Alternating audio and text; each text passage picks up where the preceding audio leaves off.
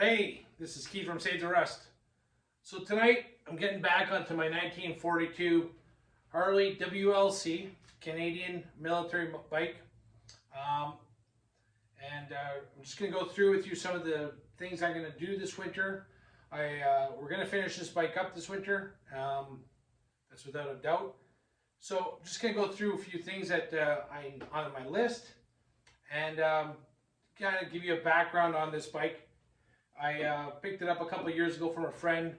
It was a project that had been started. Motor transmission had been rebuilt. The speedometer had been rebuilt. The frame was painted,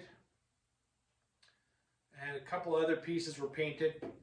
And it had been sitting probably for 5 to 7 years, maybe a bit more. So when I got it, it was fairly complete. I did have to find a gas tank, the front fender toolbox, which is unique for Canadian military, the proper air cleaner, and a couple other things. So again, being a Canadian bike, there's a lot of unique features on it, and I'm going to show you that in a bit. But what I'll start off with is some of the unique features on a 42 Harley Canadian bike.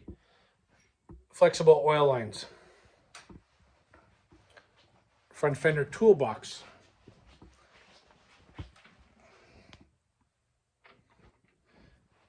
I believe the ride control is also is unique to WLC. The WLC also had the big twin rockers, big twin brake assembly. This is the early 42 air cleaner. It did not have the rear rack, but I like it and I want it. And yeah, I'm restoring it, but I'm riding it. And I want to put on leather bags on this. So I'll make a little bit of changes on it as I see fit. This is a 42 taillight. It also has it's going to have a hand clutch that is Canadian feature. So we're gonna have to do a bit of things different here. I'm gonna have to change the or do I have to? I have to think about that. Does the clutch go on the right side on this thing or on the left? I have to do some research again. It's been about 6-7 months since I've been on this, so I gotta spend a night here refamiliarizing myself with everything, where I was, what I'm missing. So that's what we're doing right now. So when you look at the bike, it's coming along quite well. One of the things we got to finish up is truing the wheels. These are original wheels. They aren't perfect, so I'm having a bit of a difficult time, but we'll get it. Once we're done those wheels, I got a brand new set of Firestones. I got from Coker, so that's good to have. One of the other things that's unique to the WLC is this. This is a front fender and front end center stand, not a center stand, but a kickstand. It's the same as a rear stand, but for the front wheel. So some of the stuff I have to do right now is kind of, again, get more familiarized where I'm at again. I'm looking around. There's a lot of little bolts and stuff missing, and that's a lot of time.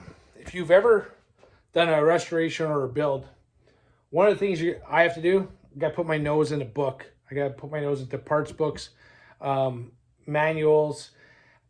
Especially with the WLC, I got to go into a couple other different books because they are unique.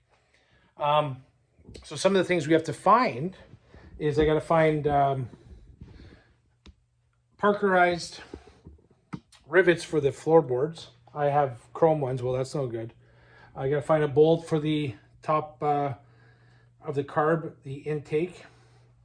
All the hardware for the front stand, because it pivots off here I have to decide if I'm going to use extremely rare front light.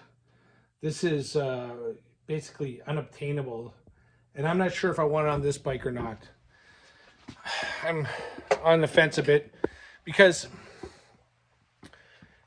while this bike's going to turn out really nice, I want to push myself on the next one, which is one over here. This one right here. I want to do that one as perfect as I can. A bunch of different reasons. That one was already started, so I want to do all the process myself. You know what I mean? I want to be the one that took it from nothing to final stage. That's me. So some of the other things we have to do is we have the gas tank here. I got this last year. Some interesting work was done on it. So they cut all on this edge, but they didn't remove the mounts, which is I'm the one that did all this. So I removed that mount down there because they hadn't welded. They hadn't welded that spot because it was behind the mount. So when you start putting air pressure to it, it just leaked. And so I cut the mounts off like that. We'll re-weld the mounts on after, and we'll have to straighten out the fuel rod. We got the equipment for that. Just make sure it's good. Then we'll coat the inside, get it painted. One of the other things we'll have to do is down here, we got all the brakes. So we're gonna have to put those all together and just, again, make sure I got every single part, every spring, everything. It's a lot of small pieces that make up a motorcycle. Like, I couldn't even tell you how many. I'm guessing probably a couple thousand pieces that make a motorcycle. 1,000 for sure. So that's some of the parts. We got to get the dash that's here. We'll have to get that dash painted, and then fix the fix how these are mounted in. We all have to take the seat pan. The seat pan is going to get sent off, more than likely to Heather's Leathers in the States and the USA. They do phenomenal work. We're going to have to install the primary chain and the primary sprocket. We have that. We have one original one over here. Needs some work, so we're going to start, banging that out and getting all the dents out. Here's a interesting piece. So when you're, again, because this is a 42 Canadian, this space here is different from an American, because the American would have a big square air cleaner. So now this tube that's to join the intake and carb to the air cleaner, the oil bath air cleaner, can't use it on this bike. So I'll probably use it on the that 52 WLA I'll put together. So when we get to this part here, we're going to look at this. So this is a 42 Canadian taillight. Really hard to find. They do make aftermarket ones now. I think someone in Poland makes them. But the mounts here, when I put them inside, those pins are a little wore out. So it's kind of a little kind of bounces around. So what I'm thinking about doing is actually getting some new pin material, drilling new holes, and then tightening it up. So what do you do in this situation? You have lists. What do I have to do? What do I have to find? What do I have to buy? And there's all these little things that come up. Here's the front fender leather flap. I made this out of leather, but I bought the kit from Colony for the hardware too short. So we're gonna have to find better hardware for that. So